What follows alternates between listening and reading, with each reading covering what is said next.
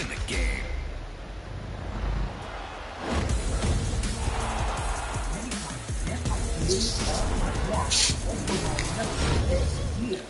Celebrate Columbus Day. It is a national holiday that commemorates the day on October 12, 1492, when Italian explorer Christopher Columbus officially set foot in the Americas and went down in history as the man who discovered America. For many, the holiday is a way of both honoring Columbus's achievements and celebrating Italian-American heritage. But throughout its history, Columbus Day and the man who inspired it have generated controversy, and many alternatives to the holiday have been proposed since the 1970s, including Indigenous Peoples Day. But have you ever stopped to wonder how unusual it often is for a story that begins in the wrong place to arrive at the right conclusions? It is so with the history of how the New World was discovered. Traditional accounts have accorded primacy to Europe's 15th century discovery and to the maritime connection it established. Paired with this historic feat is the momentous discovery of what came to be known as the New World. However, it has become common knowledge amongst academics that Christopher Columbus clearly did not discover America, not least because it is impossible to discover a continent that was already there and thriving with culture. One can only wonder how Columbus could have discovered America when people were watching him from America's shores. But everybody, it seems, wants a piece of the discovery.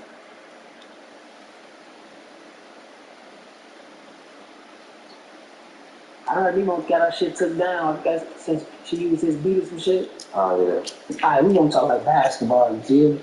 Alright, you got Jordan, then you got LeBron. You feel me? Like both of them all saying what they do, but it's like shit, Jordan doing this shit first, you feel me? Like so I think I'm gonna have to say Juan, that's Bron for sure.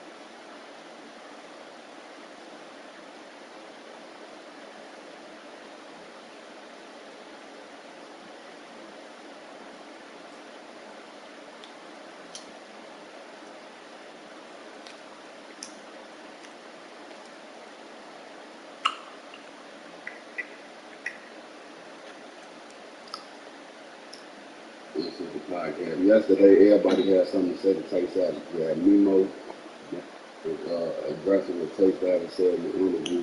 He's like, yeah, man, I ain't do shit for that. The mafia boss got arrested. He asked the crook to save his wife.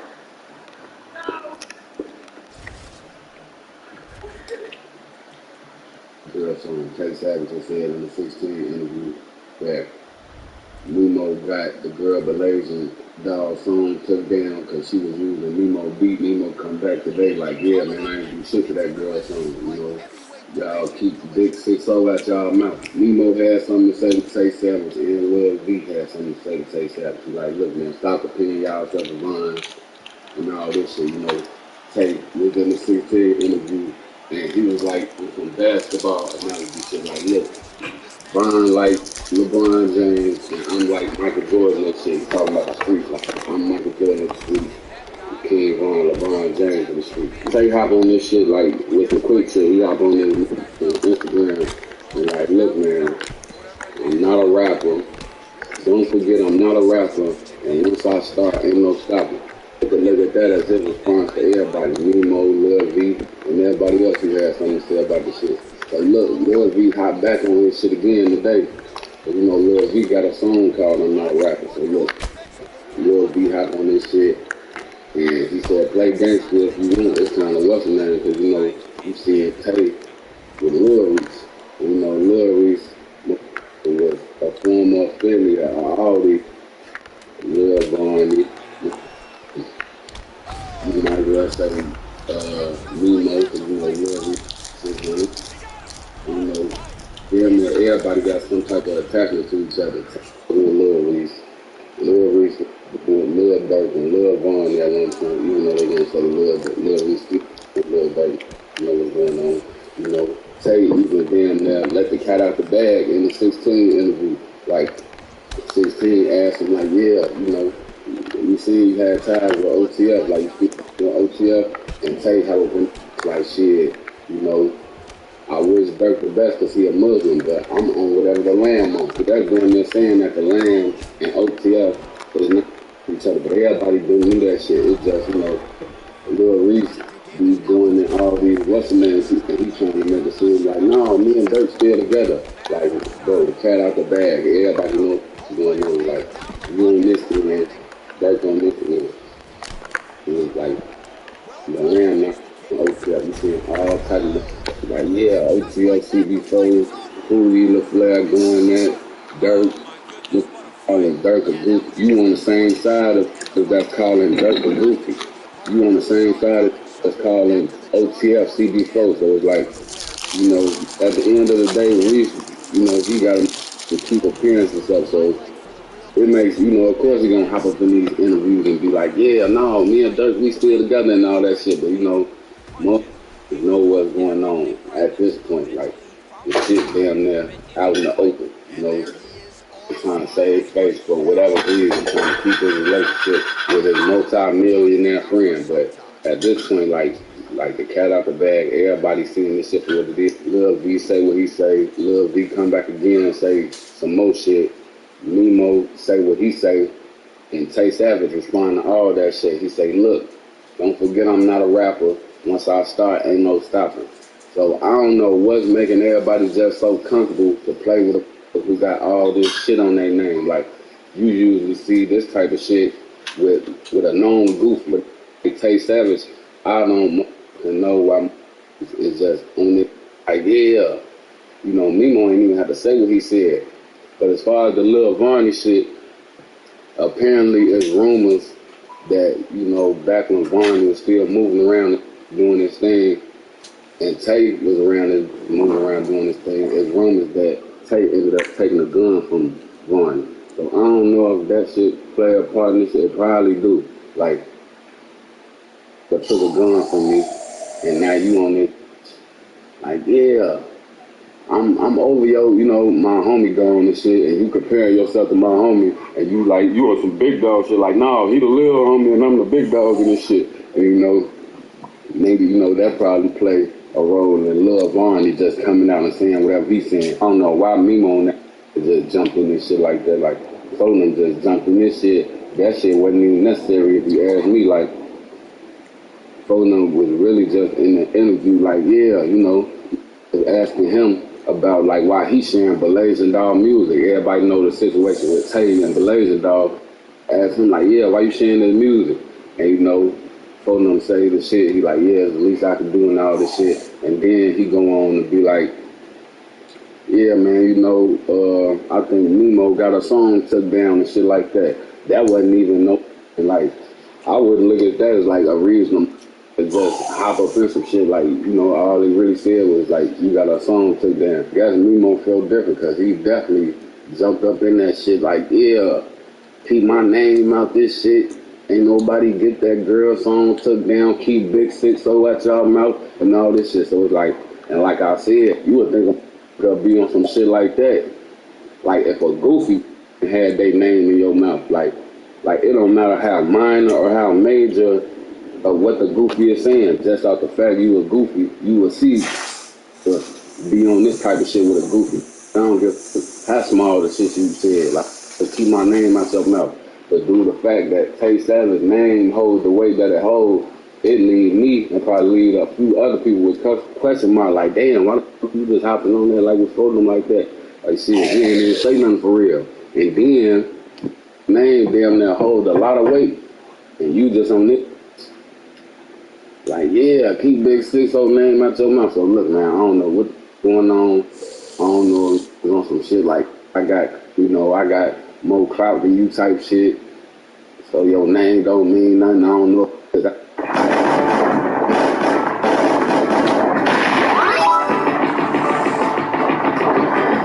Out of town, I don't know what's going on. Like Bezu, like you see, they around this. Bezu get away with a lot of shit. I'm gonna just name a few names whole way. Like there's certain who get away with a lot of shit. They done said shit, done did shit that'll make you think will just instantly get on there with them. But more be turning the other what's name. Don't be saying nothing. Be letting shit slide, all type of shit. Cause it's like, no, like they do name them that hold some weight. You say some shit to him, damn they get on your ass about that shit. Bad. The type of what's the name that this hold is damn near either the same or more than Bezu. I don't know if Nemo got some personal what's the name with folding them to the point where he just don't want Tay Savage saying shit about him or what. But all I know is yesterday everybody and their mama had something to say about the Tay Savage interview, you know. And then it could be the gangster shit, though. A lot of these hang their hat on this gangster shit. Could be jealous of how much more, like, man, this I was trying to put all this gangster points on this. And, you know, as silly and as goofy as that shit sound, that do be the case with me. To hang their whole hat. They hang their whole hat on this gangster shit. And the world or the internet or the streets or whatever, the world don't want to look at them as that. But out of nowhere, just get all the what's name, everybody looking at him.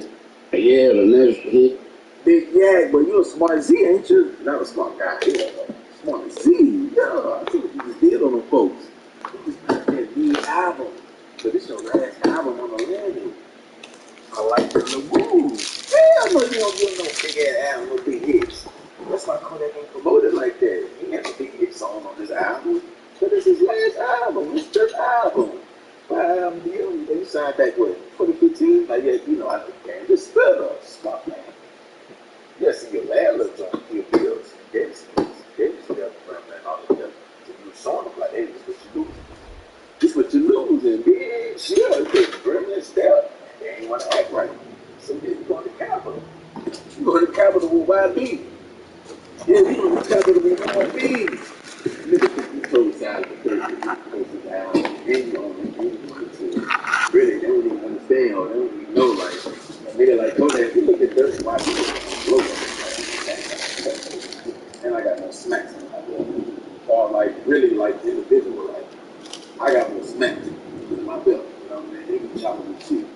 Yeah, every year, on some real, they talking about bond shit. Now, we want some real shit, shit, chopping shit. You know what I mean? So, see, that little bit, I can't get to see that, man. You know what I'm saying? I ain't talking about, for the black, something, you know what I'm saying? Like just a Z. Like, the niggas will put the shitty out or they like that, and it's about this, talking about that. Talking about, how you have to connect that lady. Yeah, it was smart to do. Yeah, the song was alright. That's all they told you to be alright. Yeah, you trying to get on the best city. This album right here went for the thing. So you got a smooth jacket. So, not that guy. I'm telling you. This is one time. Next album here. Smack. So yes, there's a good time now. I'm not there's a good time. Yes. Funny thing.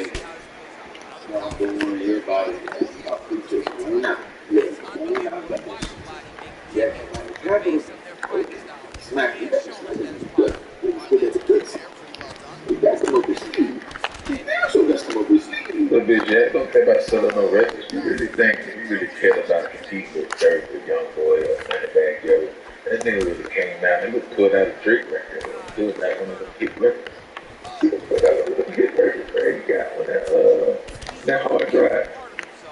Yeah, he really came way hard. He would have done the interviews with academics or whoever. He would have did the press run. He didn't want to work the internet. He know to say shit. And the fans gonna eat it up every time. So, yeah, man, I'm trying to do this shit. We don't want to get bad, real, man. Go on, man. I'm telling you, that's how you take it, man. That's it. That long. Our phones keep us constantly connected, but what if they had a mode to help us actually connect? To to limit screen time, but not quality time, and to give us rhythm instead of algorithms. Introducing US Mode. Set your phone for human connection at US Cellular.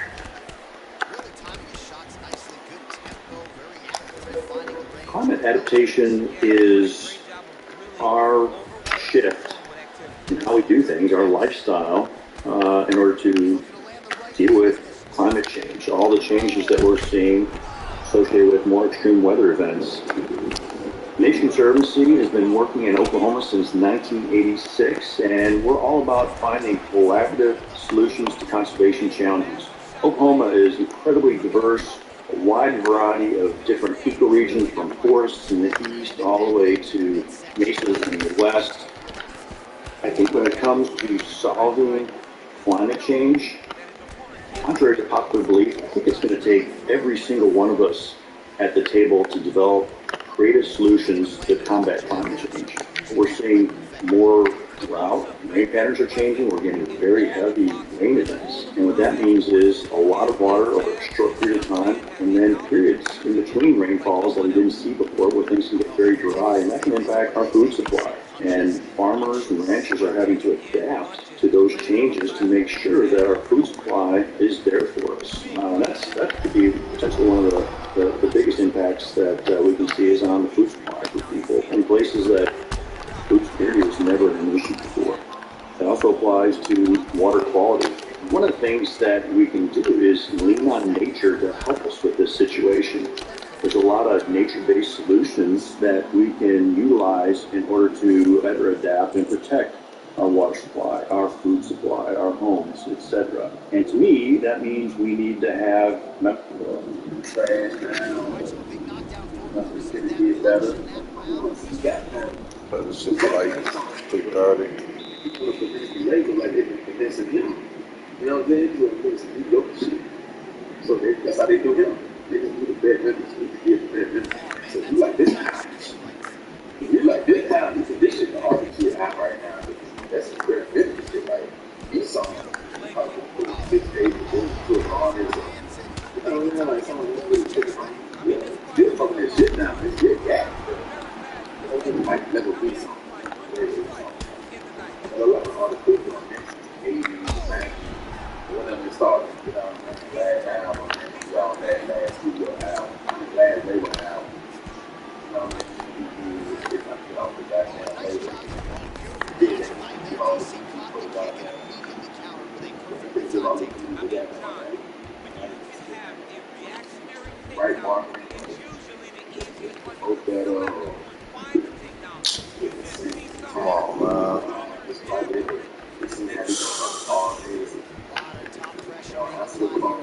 It is a bitch.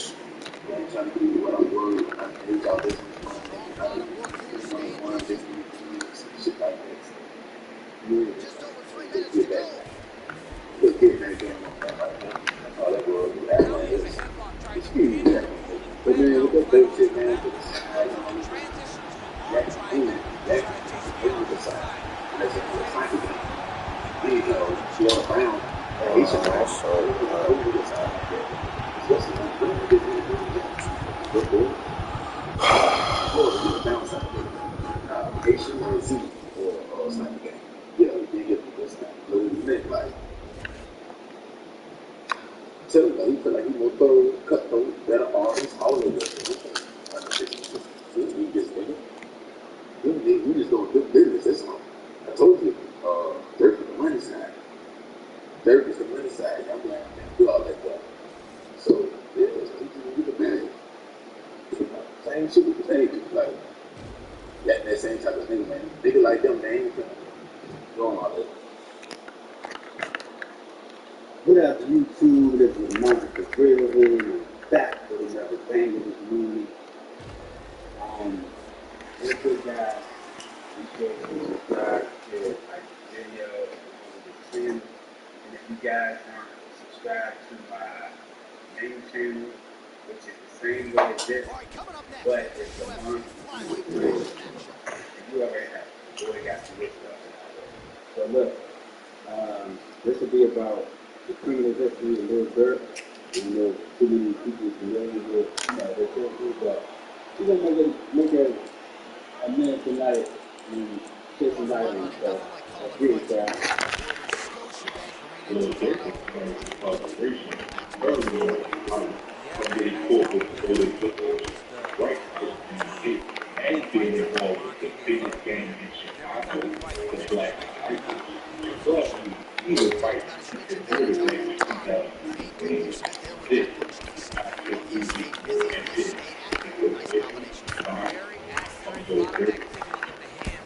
Real quick, that was the top viral sports TV. He had 510K right now. So if y'all can get him to subscribe, like his video, so the great from that. Let's get him to like his video, man. Oh my fucking god.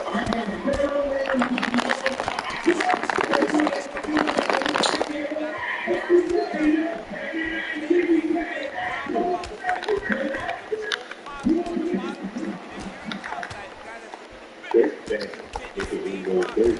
Before October 19th, 1992, Lil Durk was born and raised in either called Chicago, Illinois, behind 5 and gained knowledge earned. Dude, what the fuck? Every day a shooting occurred. Around 70 homicides per year, which seems that violence is pretty normal for Lil Durk. And if that's because even Lil Durk's father was in the street fight, and he was involved in cocaine, which operated in Chicago in 1291 through May 1903. The primary organizer of the conspiracy was called a bank, Lil Durk's father, who purchased powder cocaine due to poverty. Which was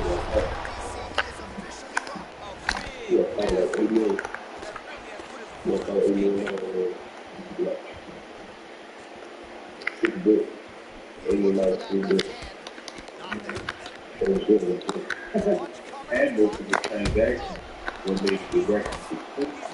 And that's not something true. I feel like Lil Durk, I feel like he came into money already, but a lot of people didn't know that. They didn't know who his father was. I mean, I know people in Chicago in the streets knew who his father was, but he's talking about like overall. You feel me? And that's why I feel like Durk and James is his factor. Like he used all Oh that. my fucking god, bro. He used all that to, you know, tell his story and stuff like that. So, He was suppliers and the thing. And at least 3 other deliveries which made directly shipment and home. The testimony of the suppliers indicated that these transactions involved multi-kilogram quantities of cocaine and significant amounts of cash. And he got arrested only when Lil Durk was 7 months old. His father originally got life in prison.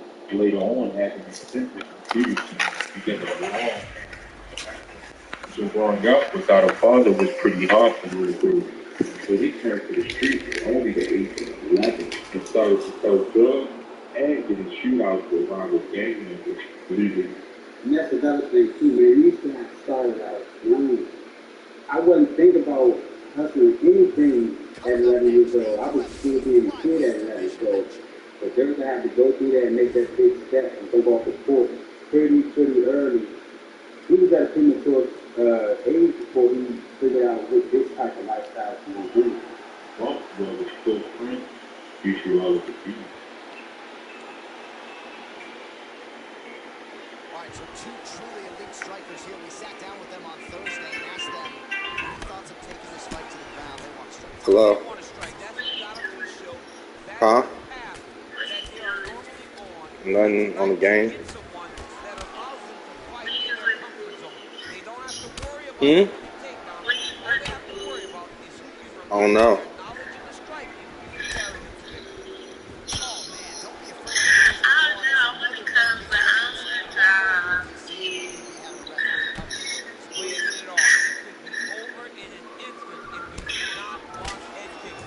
I don't know. Guys, I ain't finna be waiting up all like that.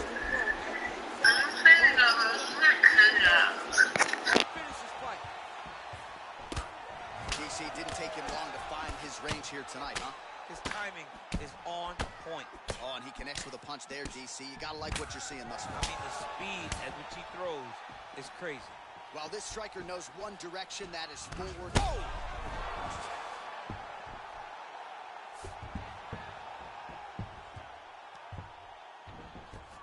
All right, he's got the feet on the hips now, DC, in a pretty good position to... Do you believe it? Oh, and there comes the stoppage. He got him.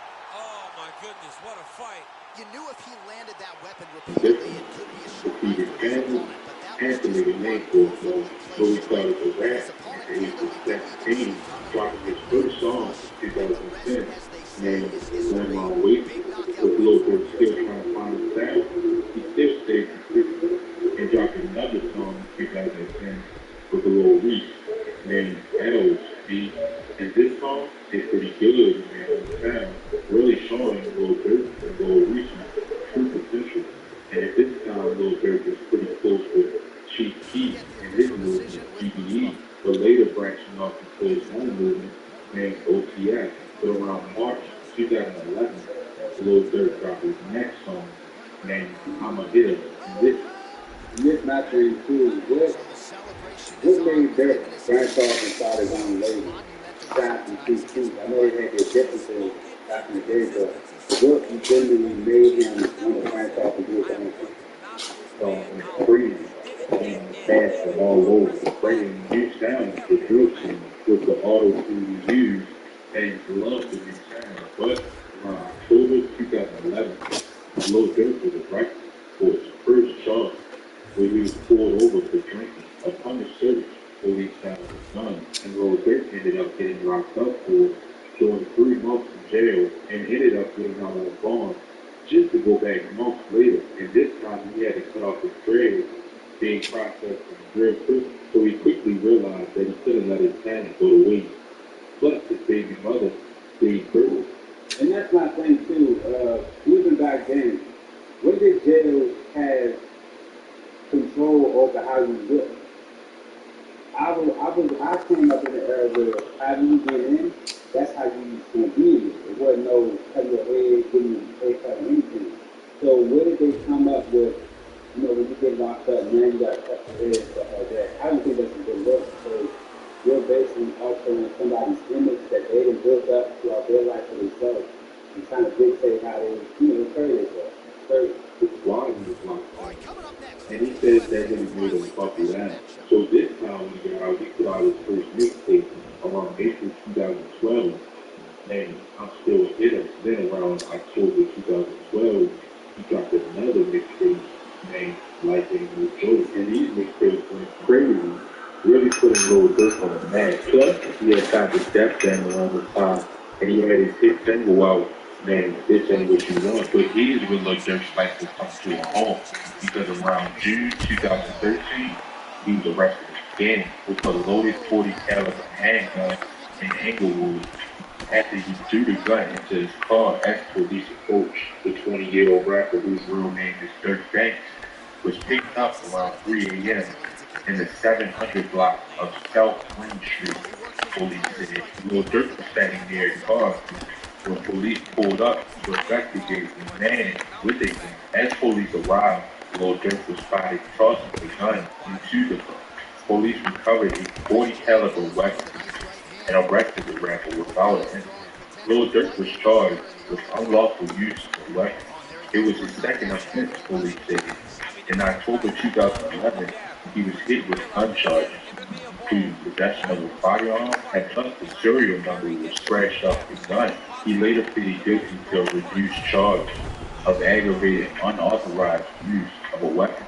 He was locked up with a $100,000 bond, and his lawyer claimed to have 9 affidavits, and one of the witnesses even admitted that the gun was his. Lil Durk was then released around July of 2018, and after months of building. And that's how you knew that it wasn't meant for Durk to be in jail like that or that long, but you know, for somebody to come forth and, you know, take your rap, that's basically what they did. They took his rap and he got off. So, you know, Durk really dodged a big sentence back in the day, him coming up in the rap game. But while he was locked up, he dropped another mixtape around October of 2013, named Signed to the Streets. And this was a pretty big mixtape for him, then dropping many more mixtapes like Signs to the Streets 2, Remember My Name, and 300 Days, 300 Nights in 2015. All of these mixtapes did great for Lil Durk. Then he dropped Lil Durk 2 Times and They Forgot. But around 2018, Lil Durk left the label he was signed to. He said he was having trouble dropping the music his fans really wanted to hear. So throughout the years, Def Jam really held Lil Durk's true potential back, dropping his first independent project in 2018, named Just Cause Y'all Waited. But Lil Durk would find his life coming to a halt again because he was arrested again around June 2019 for attempted murder. On February 5th, 2019, Lil Durk is alleged to have shot at the victim, 23-year-old Alexander Witherspoon. According to police, witnesses saw Witherspoon in the altercation with Lil Durk and King Von. King Von is Lil Durk's longtime friend / partner. According to police, several shots were fired after the argument. Lil Durk and King Von was in an Atlanta courtroom for a bond hearing on June 20th, 2019. Although a judge initially denied bond for the incarcerated rappers and was finally allowed to post $250,000 to secure their release from jail. He didn't get house arrest, but the judge laid out several conditions Durk had to follow. He had a curfew and he had to wear an ankle monitor. Plus, he could be in no contact with King Von. Durk faces 5 felony charges, including intent to commit murder, aggravated assault, possession of a firearm, during commission of a felony, possession of a firearm by... Yeah, definitely couldn't be around Von, but I feel like Durk lawyer and that court system and courtroom made up stipulations so Von can hear it, so he can think otherwise if things go AWOL. But I feel like that all was a big setup. That whole courtroom was one big scene, with one big stage that they played on. And of course, Durk had to play his part. Convicted felon, and another charge associated with the criminal street gang. So we learned about Lil Durk's criminal history. So now we're going to shift over to King Von. I really don't like to keep doing King Von videos, but I am going to do a few of them on this channel. It won't be too many, but it's going to be a few. Just a few. I ain't doing too many. But check this out, y'all. We're going to check out King Von's 7+ bodies and how they allegedly proclaimed that he took the lives of people. So let's check it out. Lil Durk, Chief Keef began getting banned from all over the world, and with them dissing their ops and their songs, just made the tension even higher. But on November 25th, 2012, King Von will land himself in juvenile for a loaded handgun, but the judge had already let him off with boot camp a little bit before that for armed robbery. But when King Von got out of juvie, he left off just where he finished because his next victim was a girl. And this girl was an assassin. And this girl's name was Jakira Barnes, aka K.I. And this girl was responsible for a lot of O Block murders. She was either the shooter or the assist. She was even suspected to be the murderer of O.D. Purr because after she killed him with a couple other members, she took his gun off his hip and flexed with it on social media April 13th. And that's what I think made her a mock's target. Why take somebody's firearm and them guys that he be with, knowing what he told her when he, left the house or left the area, whatever the case is, but she didn't take this boy's gun after, shooting and killing him. And it made no sense, man. The taunting that they do in Chicago, it has a lot to do with fatherless homes. A lot of you not, man. It seems like a lot of these people didn't have fathers in their life. Now everybody beat the industry, this shit off dope, or they was locked up. So it's like, what decisions could these guys make on their own without their parents? And some of their parents was even killed. So it's like, it was so much they can do, but at the same time, King Von didn't really have no real guidance. He didn't have no male figure to guide him on the right path, to get him out of that street life. But I feel like if he would have had his father here, Von would definitely still be alive right now. 2014, at around 3:30 p.m., 17-year-old Jakira Barnes was fatally shot on Friday at 3:30 p.m. in the 6400 block of South Eberhard Avenue in the city's Woodlawn neighborhood. Authorities said she suffered from multiple gunshot wounds to the upper body and was taken to the Northwestern Memorial Hospital, according to the Chicago police. Shakira Barnes was pronounced dead at about 5:43 p.m. King Von and Shakira always used to communicate on Twitter too. He was used to flirt with her. I don't know if it was a cover-up though, because he would tweet about marrying her and linking up with her. But it was no secret that these two were enemies. They even got in a fight on the train one time. This next murder though would almost leave King Von in jail for the rest of his life. Authorities said King Von and Michael Wade attended a birthday party, but left when they saw someone from a rival gang. They allegedly returned and now related and fired in the crowd. Melvin Stuckey and two friends were on the force.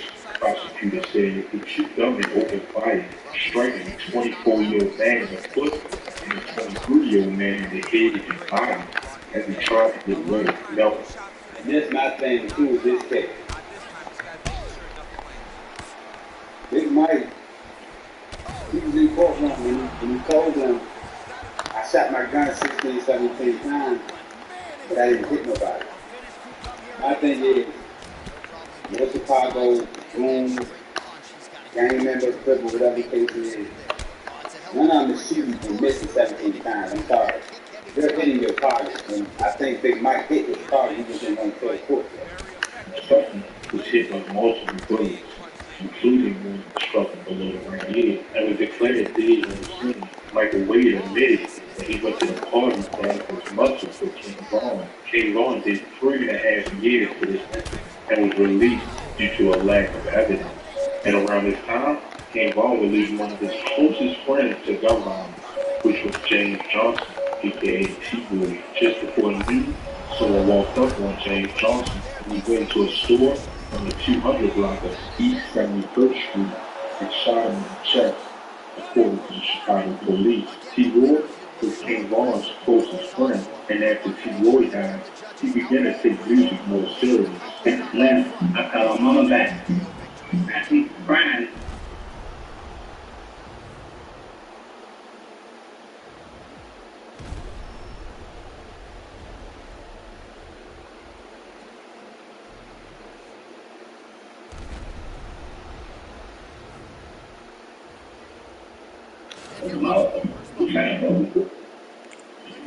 What did you say?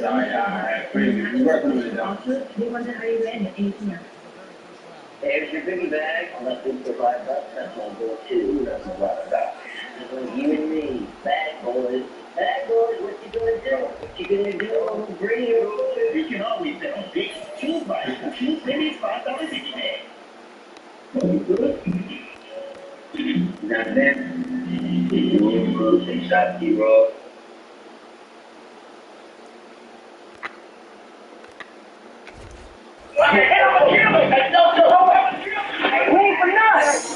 Don't say purpose, why, so I can't wait to catch you. Cause we just fucking 40, now they got him on a stretcher. 10 years ago, and Lil Reese screamed out, I'ma kill you.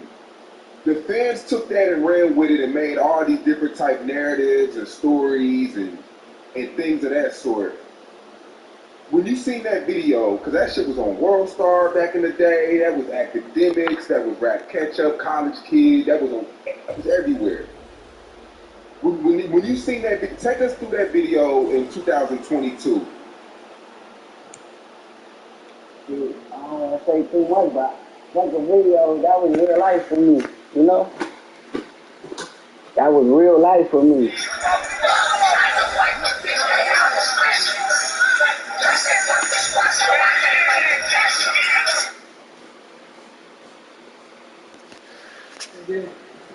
Hey, who makes you Halloween in here? JoJo?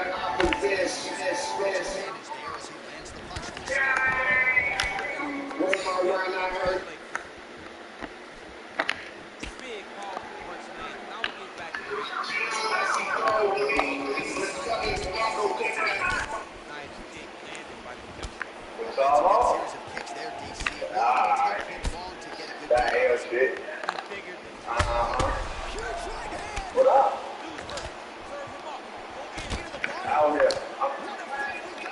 Oh, fast boy, I've been out here. I stay out here, boy. Oh, come on, nigga, sit you down on.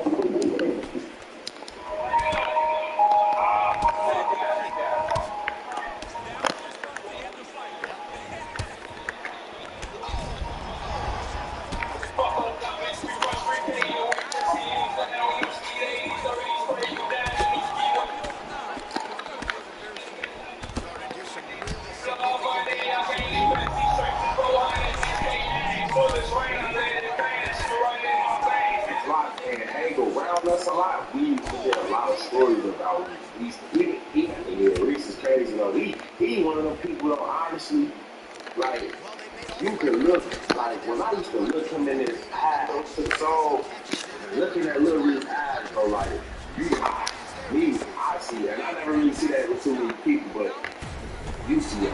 You just see it. Police say they heard a barrage of shots just after noon.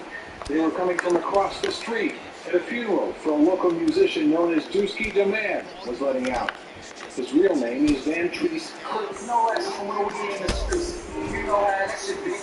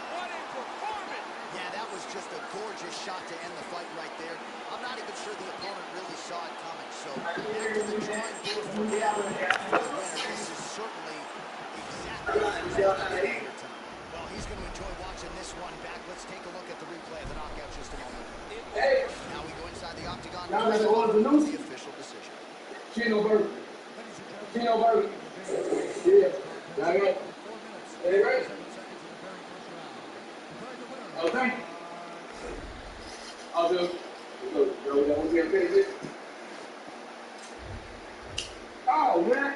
Hey, this motherfucker focus as hell, man. Y'all, this shit ain't done, man.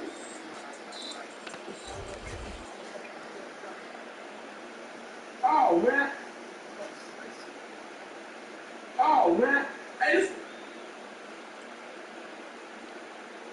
motherfucker focus as hell, man. Y'all, this shit ain't done, man. You know what I'm saying? Shout out to me with a Draco.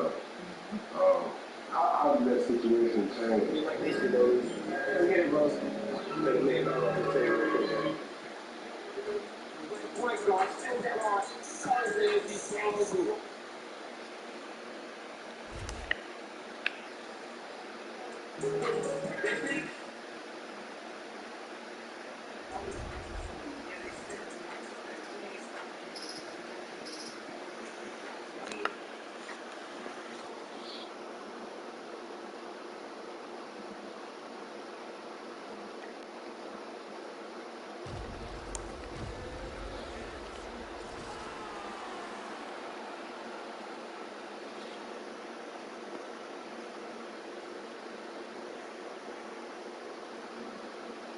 Coming up next, a UFC welterweight division matchup.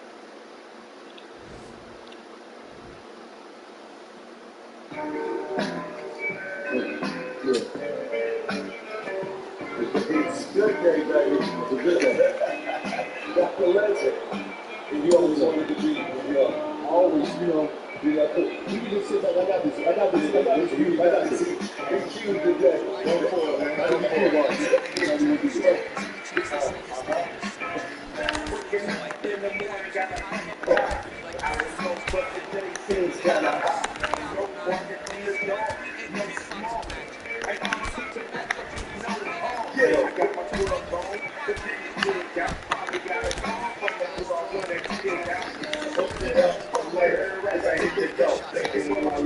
Another 24. I gotta go, cause I got beer, drop top, and if I hit the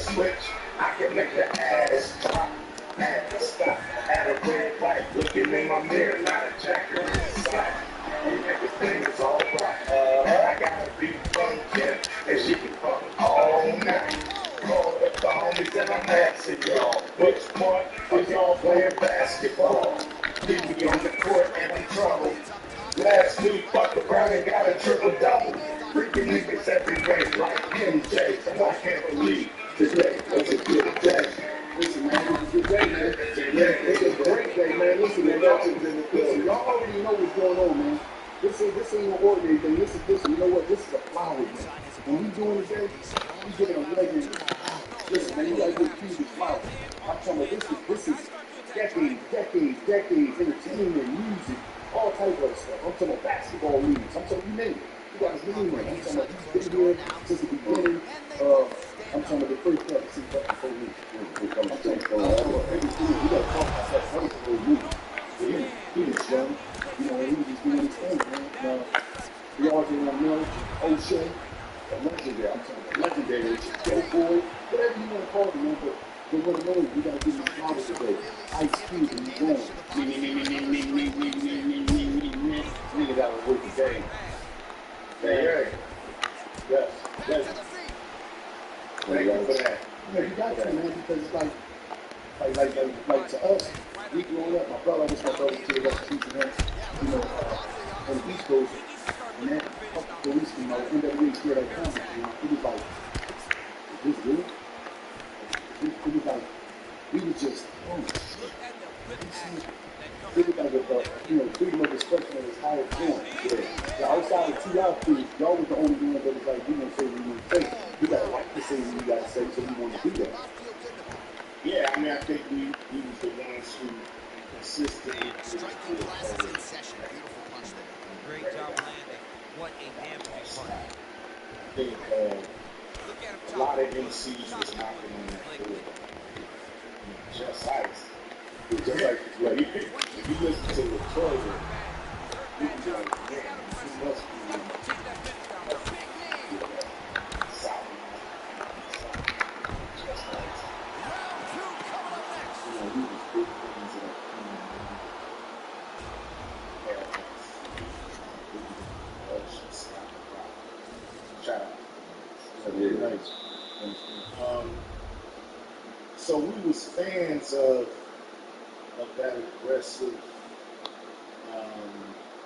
style, and we bought, like, we had low flyers, Yeah, go ahead. Unbelievable samples. yeah, we had records that were knocking on the door. We just was a group that was totally committed to just keeping involved.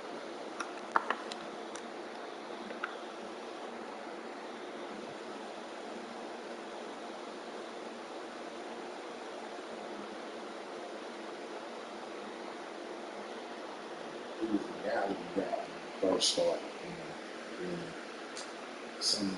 some writer coined the phrase gangster rap. You couldn't tell nobody you was doing reality rap after that because everybody just coined it as gangster rap because it was so easy to put a label on it like that. So, yeah, then we start rolling down here. You know, it was a great time. How much, I mean, you know, a lot of people like to talk about, in this game, we talk about music, we talk about publishing, we talk about masters. When you left, you said, I'm out of here. You said, I was, you know, did you sign a contract? You never signed a contract? I never signed a contract with Rufus. So you were just going on tour doing your thing? Yeah, we was going off the strength, for a long time. And it was cool, and then Jerry Heller came into the picture. Things changed, It was, Boosie was learning the business at the same time I was learning. Absolutely. I was a youngster though, I was a teenager. I started hanging around 14 years old. So, we both learning the game at the same time, but we had a teacher, he had Jerry Heller, kind of showing him what to do. And some of it wasn't cool, he was bringing that up. And this thing was like, Jerry Jerry's our manager. He said it's supposed to be like this, and this is how we should do it. Jerry's your manager. You know what I'm saying? I don't know if he's mine. And you know, it was a process where we was just trying to figure it out, and it blew up before we could understand the game. At least before everybody could really. I'm giving everybody the benefit of the doubt, but it seemed like we were all winning the game at the same time. You ain't know nothing about publishing the manual. No, but you know when you coming in the game, you don't know about this. No, I didn't until, you know, the coolest person at the time, and the person that I would go ask for music advice was Pat Sharp. You look at the Friday movie, she helped produce that. Oh my fucking god, dude. When I left NWA, she became but she was the one teaching me the game behind the scenes. Now, I wanted to show her in the movie, but we just didn't have enough real estate to get it in. She was very instrumental in me learning the game, learning what not to do. And whenever you start something new, first thing you learn is what not to do, so you don't make the major mistake. Because if you make that major mistake sometimes early, you can't recover. Right. So she was very instrumental in telling me what not to do and hooking me on with a lawyer by the name of Michael Ashley out of the Bay. And, you know, those two helped me navigate Jerry Heller. You know, they What if I told you that there's a secret society that access to knowledge that allows you to control your life? And Coming up next, a UFC welterweight division matchup.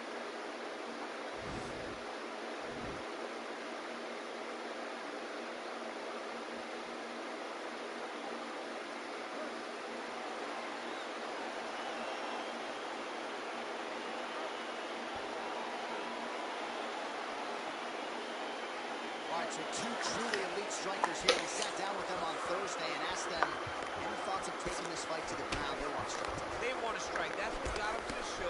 That is the path that they are normally on. And tonight they get someone that allows them to fight in their comfort zone. They don't have to worry about committing takedowns. All they have to worry about is who can rely on their knowledge and striking to carry them to victory. Punches blocked.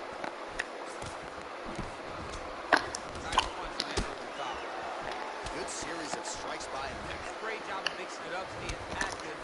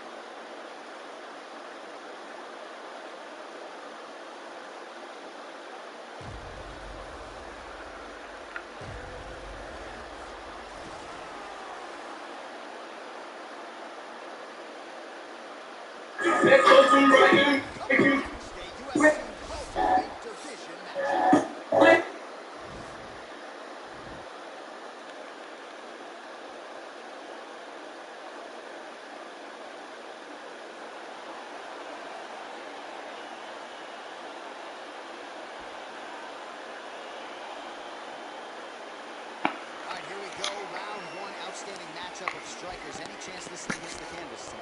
I don't believe so. I think when you have two high-level strikers like you have in these two men, they're going to go to the center of the octagon, and it's going to be a kickboxing match. A kickboxing match at... Whoa! Those are big strikes. He's got him hurt here. Oh! That one was supposed to end the fight.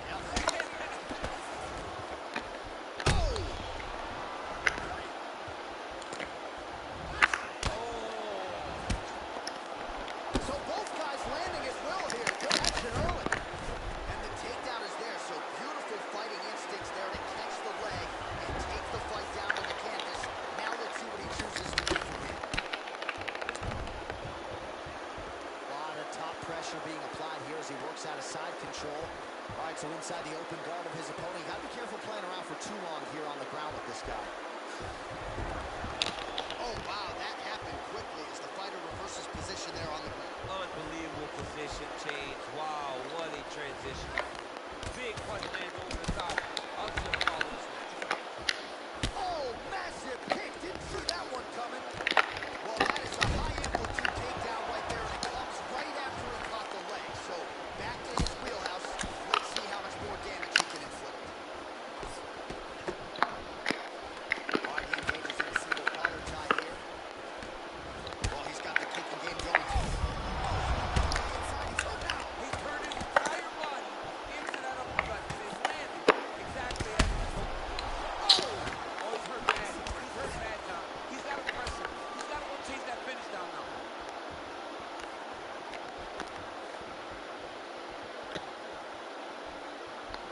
You got it. Huge strike lands there. What? He landed that massive shot. Now he needs to try to find the next shot, follow-up shot that will finish the fight. Oh, big head kick. Oh, nice right hand. Punch is blocked.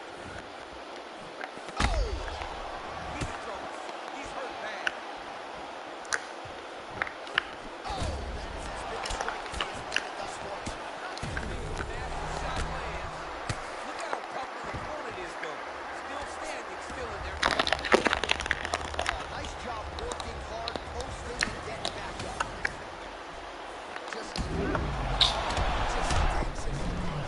Oh my fucking god. There's no way niggas is beating like this right now. Like, the fuck?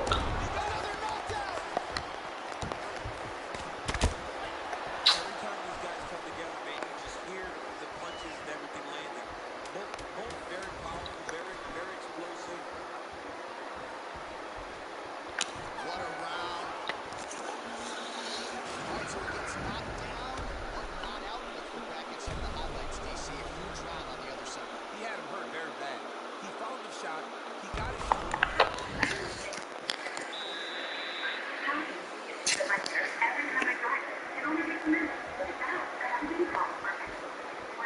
Able to check that kick as well. Pinpoint accuracy on that one. No wind up, no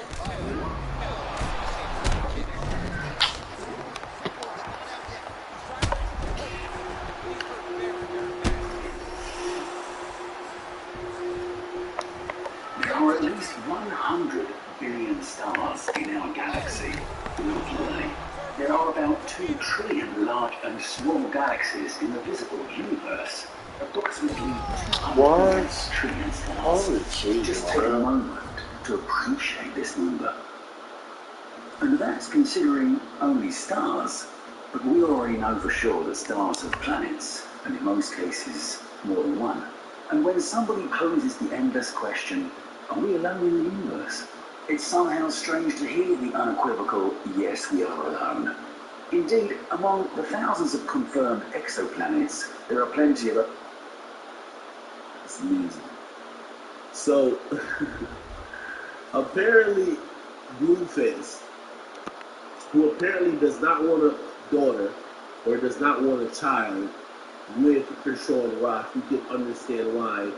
She's uncouth, she's a hooligan, and just a public service message to a lot of women who think that acting like what you see on these reality shows, baddies, or whatever else.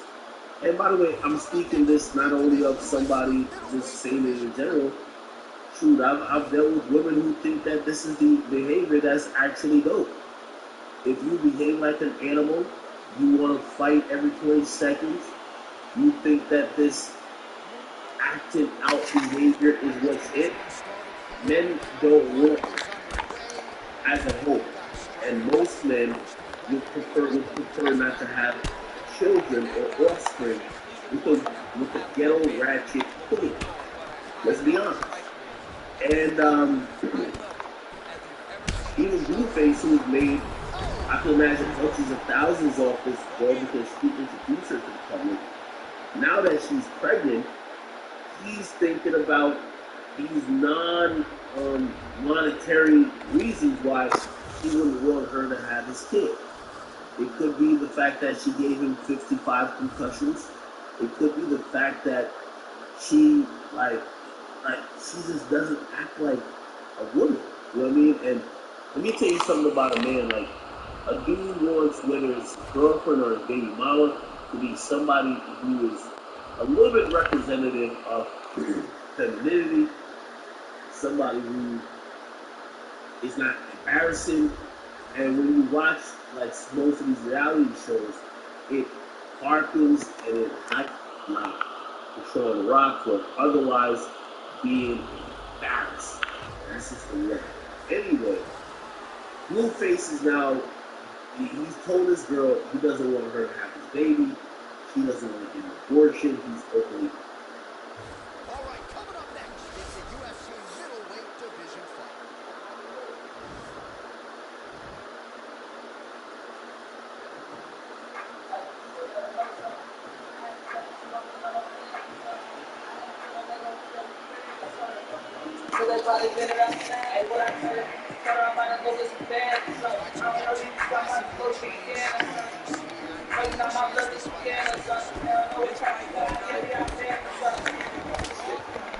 And the something ain't on that. My hands are numb. Hands ain't on. Cancer smoke. What? Man, come on, my nigga. So fucking relax. Everything open.